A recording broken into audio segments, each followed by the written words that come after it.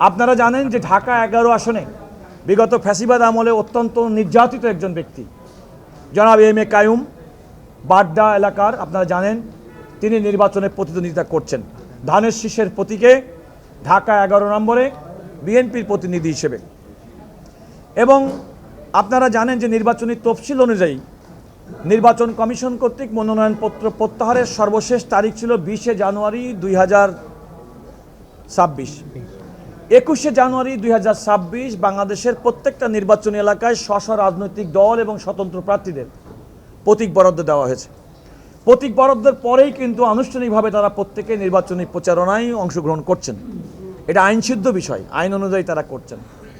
দুর্ভাগ্যজনকভাবে দেখলাম যে 22 জানুয়ারি থেকে আনুষ্ঠানিক নির্বাচনী প্রচারণার পর গতকাল আমরা খবর পেলাম যে আমাদের এই জুলাই গণ আন্দোলনের একজন অন্যতম পুরোধা ব্যক্তি, প্রথম সারির ব্যক্তি এবং যিনি পরবর্তী নতুন রাজনৈতিক দল করেছেন এনসিপি, জাতীয় নাগরিক পার্টি, তার যিনি সভাপতি জনাব নাহিদ ইসলাম, তিনি একই আসনে জনাব এম এ কাইয়ুমের সঙ্গে নির্বাচনে প্রতিদ্বন্দ্বিতা করছেন।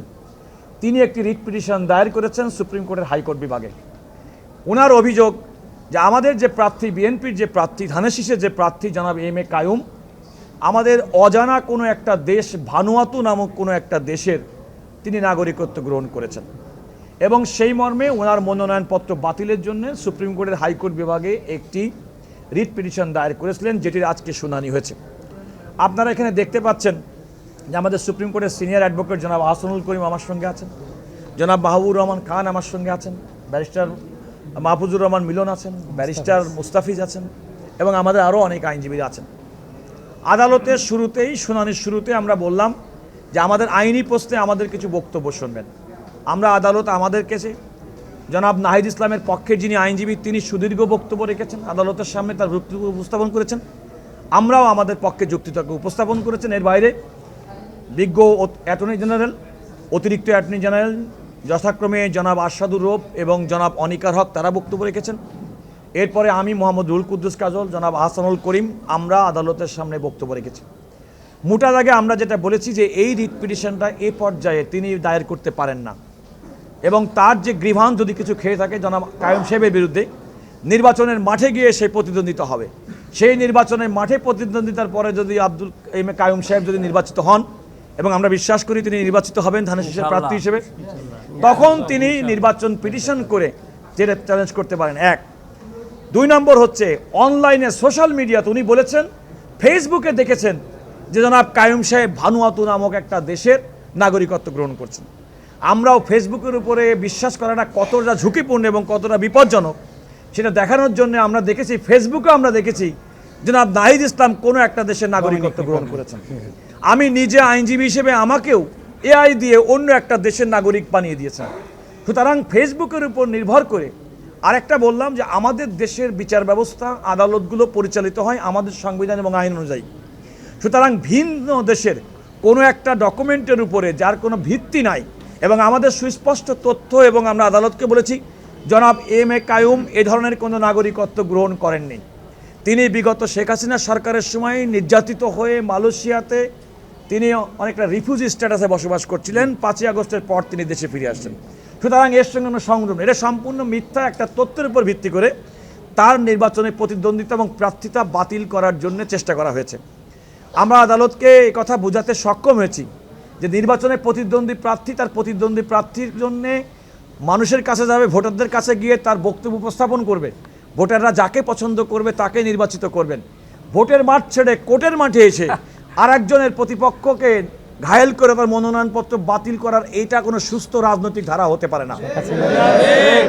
আরেকটি কথা আমরা বলেছি, বিগত সময় এই বাংলাদেশে এমন নির্বাচন হয়েছে যে প্রতিদ্বন্দ্বিতার আগেই 154 জন সংসদ সদস্য নির্বাচিত হয়েছেন। আমরা এই ধরনের কোনো নির্বাচন চাই না। আমরা বাংলাদেশে নির্বাচন চাই প্রতিদ্বন্দ্বিতাপূর্ণ, রাজনৈতিক দল, স্বতন্ত্র প্রার্থী তার স্ব এজেন্ডা তারা মানুষের সামনে তুলে ধরবেন, জনগণ যাকে পছন্দ করবেন তাকেই তারা নির্বাচিত করবেন। আজকেও আপনারা দেখেন আমাদের এই বক্তব্য আমরা সুপ্রিম কোর্টের আপিল বিভাগেও আজকে দিয়েছি এবং সুপ্রিম কোর্টের আপিল বিভাগ আমাদের 2 জন প্রার্থী বিএনপির, চট্টগ্রামেরই একজন জনাব আসলাম চৌধুরী সীতাকুণ্ড এবং জনাব সরোয়ার আলমগীর উনি হচ্ছে ফটিকছড়ি, তাদের দুজনের তাদের দুজনের মনোনয়নপত্রের ব্যাপারেও এই তাদের প্রতিদ্বন্দ্বী রাজনৈতিক দলের প্রার্থীরা কিন্তু সুপ্রিম কোর্টে লিভ পিটিশন ফাইল করেছিল।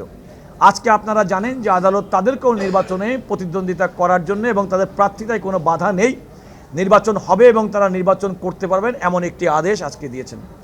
একইভাবে জনাব নাহিদ ইসলাম এনসিপির প্রধান, তিনি যে আজকে রিট পিটিশনটি দায়ের করেছেন, আপনারা জানেন যে আমাদের শেরপুর 2-এ বিএনপির যে প্রার্থী জনাব ফাহিম চৌধুরী, যিনি নাগরিকত্ব ত্যাগ করে নির্বাচনে প্রার্থী হয়েছেন, তার বৈধ মনোনয়নপত্র চ্যালেঞ্জ করে কিন্তু আজকে আপিল বিভাগে একটি মামলা তার প্রতিদ্বন্দ্বী রাজনৈতিক প্রতিদ্বন্দ্বী জামাত ইসলামের প্রার্থী করেছেন।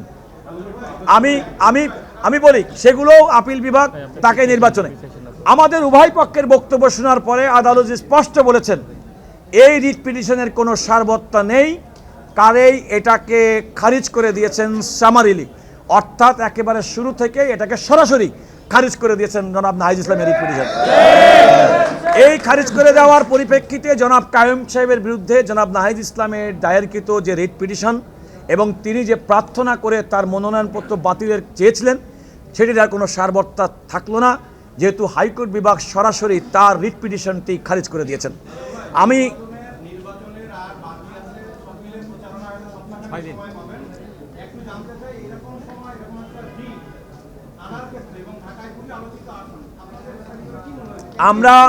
আমি শুধুমাত্র আপনার এই বক্তব্যের জবাবে বিজ্ঞ অ্যাটর্নি জেনারেল আজকে সুপ্রিম কোর্টে যে কথা বলেছেন এবং হাইকোর্টে সেটা রিটেট করতে চাই। একটা নির্বাচনে দীর্ঘ প্রক্রিয়া, ইতিমধ্যে আমাদের জানা মতে প্রত্যেকটা নির্বাচনী আসনের ব্যালট পেপার ছাপা হয়ে গেছে। অনলাইন পোস্টাল ব্যালট যেগুলো বলি আমরা, পোস্টাল ব্যালট, সেগুলোও কিন্তু ছেড়ে দেওয়া হয়েছে এবং অনেকগুলো ব্যালট চলে আসছে। সুতরাং নির্বাচনী এই প্রক্রিয়ার ক্ষেত্রে কোনো রকম বাধাগ্রস্ত করা কোনো পক্ষ থেকেই কাম্য না। এবং একটা খেয়াল করে দেখবেন যে এই সুপ্রিম কোর্টে, নির্বাচন কমিশনে, আপিল বিভাগ পর্যন্ত যতগুলো মামলা, কোনো মামলায় কিন্তু বিএনপির কোনো প্রার্থী কিন্তু বাদী হননি। প্রত্যেকটা ক্ষেত্রে বিএনপি প্রার্থীর বিরুদ্ধে প্রতিদ্বন্দ্বী রাজনৈতিক দল এবং স্বতন্ত্র প্রার্থীরা কিংবা বেনামে অন্য রাজনৈতিক দলের পক্ষে বিএনপি প্রার্থীদের টেকনিক্যাল কারণে মনোনয়নপত্র বাতিলের চেষ্টা করেছে মাত্র। আচ্ছা, আপনি বলছেন যে জুলাই আন্দোলনে ওনার একটি বড় ভূমিকা ছিল, প্রথম সারির নেতা ছিলেন। জুলাই আন্দোলনটা হয়েছে বৈষম্যের বিরুদ্ধে, ন্যায়ের জন্য, সত্যের জন্য। তাহলে আজকে উনি নিজে এসে যে এই আবেদনটি করেছেন, এই আবেদনটি কিন্তু আসলে আপনাদের কথা মতো মিথ্যে একটি আবেদন, যে তিনি ওই দেশের নাগরিকত্ব নেননি। তাহলে মিথ্যার উপর ভর করে এই ধরনের একটা আবেদন করাটা কতটুকু নৈতিক হয়েছে ওনার জায়গা থেকে? দেখুন, আমি একটা কথা বলি, একজন যে কোনো ব্যক্তি আইনের আশ্রয় নিতেই পারেন এবং আমরা আমাদের বক্তব্য উপস্থাপন করেছি। জনাব নাহিদ ইসলামের রিট পিটিশন যেটা বলেছেন তার সারবত্তা নেই। তিনি নির্বাচনে প্রতিদ্বন্দ্বিতা করছেন, প্রতিদিন সোশ্যাল মিডিয়াতে, জাতীয় পত্রিকাতে প্রতিদিন তার বক্তব্য আসছেন, তিনি ভোটারদের দ্বারে দ্বারে যাচ্ছেন এবং তিনি ভোটারদের কাছে ভোটারদের আস্থা অর্জন করে নির্বাচিত হবেন, এটাই প্রত্যাশিত। আমরা জনাব নাহিদ ইসলামের তার যে স্ট্রেচার এবং জুলাই আন্দোলনে তার যে ভূমিকা এবং আগামী দিনের গণতন্ত্র প্রতিষ্ঠার জন্য তাদের যে স্বপ্ন এবং জুলাই শহীদদের যে স্বপ্ন, আমার কাছে মনে হয়েছে এই রিট পিটিশনটা প্রতিদ্বন্দ্বী প্রার্থীকে আদালতের মাধ্যমে ঘায়েল করতে চাওয়াটা, জুলাই স্পিডটাকেও ধারণ তিনি করেছেন বলে আমার কাছে মনে হয়নি। দ্বিতীয়ত হচ্ছে ভোটার এবং তার নির্বাচনী এলাকার মানুষের আস্থা, তিনি তাদের উপরে আস্থা রাখতে পারেননি, কারণ তারাই প্রকৃতপক্ষে ভোট দিয়ে তাদের প্রতিনিধি নির্বাচিত করবেন। অধিকাংশ ক্ষেত্রে আমরা দেখছি যারা ভোটের মাঠে দুর্বল তারাই বিভিন্ন রকম কোর্টের কাছে আশ্রয় গ্রহণ করছেন বলে আমরা দেখি।